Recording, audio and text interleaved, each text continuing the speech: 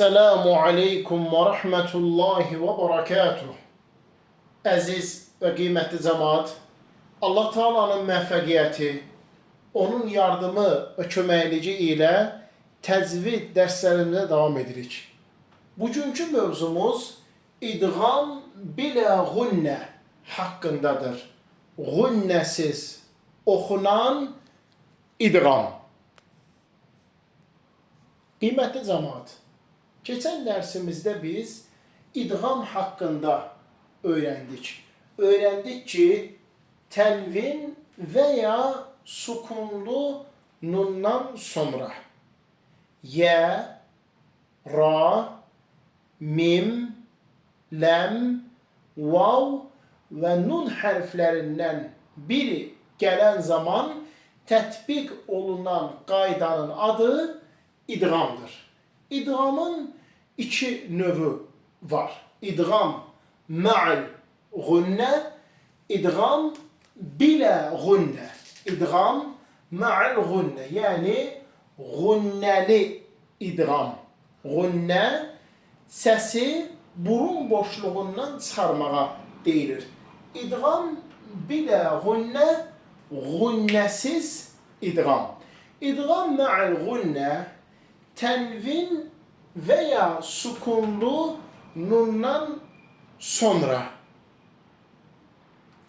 yə, mim, nun və vav hərflərindən biri gələn zaman sukunlu nundakı n səsi və ya tənvinlərdə olan n səsi itib yoxa çıxır, əvəzində isə idğam hərfləri şəddələnərək oxunur. Bizlər bu mövzunu keçən dərsimizdə ətraflı şəkildə öyrəndik. Məsələn, mən yəqulu kəlməsi Qur'an-ı Kərimdə oxunur. Mən yəqulu. Mən yəqulu. Baxın, sukunlu nundakı n səsi itir, əvəzində isə yə hərfi şəddələnir. Mən yəqulu. Başqa bir nümunə min vəraqin. Min vəraqin. Qur'an-ı Kərimdə bu kəlmə min vəraqin şəklində yazdır. Amma tələffüzdə, oxunuşca min vəraqin. Sukunlu nundakı n səsi itir, əvəzində isə idğam hərfi şəddələnir. Bu dərsimizdə isə biz idğam bilə gunnə haqqında öyrənəcəyik. İdğam bilə gunnə sukunlu nun və ya tənvinlərdən sonra ləm və ya ra hərflərindən biri gələn zaman idğamın gunnəsiz oxunmasına deyilir. Sukunlu nun və ya tənvinlərdən sonra. Sukunlu nun və ya tənvinlərdən sonra.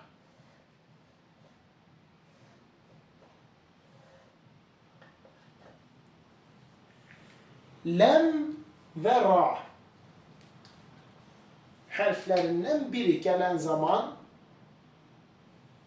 ləm və ya ra hərflərindən biri gələn zaman idğamın gunnəsiz oxunmasına deyilir. Bu zaman sukunlu nundakı n səsi və yaxud da tənvinlərdəki n səsi tamamilə itir. Ləm və ya ra hərfləri isə buruna salınmadan şəddələnir. Buruna salınmadan şəddələnir.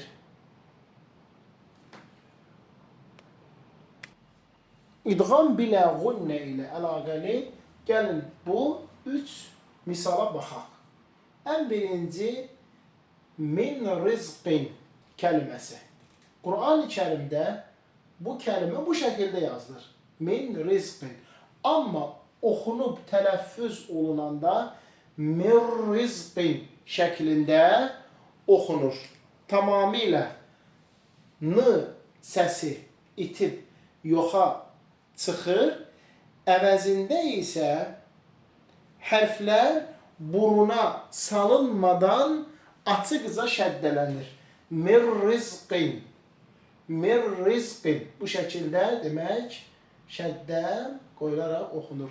İdğam mə'al gunnədə hərfin burundan oxunması var idi. Məsələn, min vəraqin. Baxın, min vəraqin. Min ba'di. Min ba'di. İdğam hərfi cənizdən oxunurdu. Burun boşluğundan oxunurdu. Burada isə burun boşluğuna salınmadan şəddələli şəkildə oxunur. İkinci misala baxaq. Xayrun ləkə. Tənvindən sonra ləm hərfi gəlib. İdğam biləğunnə hərflərindən biridir. Ra və lam hərfi. Necə oxunur? Xayrun ləkə. Xayrun ləkə. Buruna salınmadan şəddələnir. Üçüncü tənvindən sonra ra hərfi gəlib. Əbədən radiyə. Bu şəkildə oxuyuruq. Əbədən radiyə. Əbədən radiyə. Tənvin və həmçinin sükunlu nundakı n səsləri itərək yoxa çıxır. Əvəzində isə idğam hərfi buruna daxil olunmadan, yəni gənizə getmədən şəddələnərək oxunur. Bununla da biz idğam dərslərimizi öyrənib tamamladıq. İdğamın mənasını, təzvid elmindəki hökmünü, sonra isə onun iki növünü idğam mə'al gunnə və idğam bilə gunnə öyrəndik.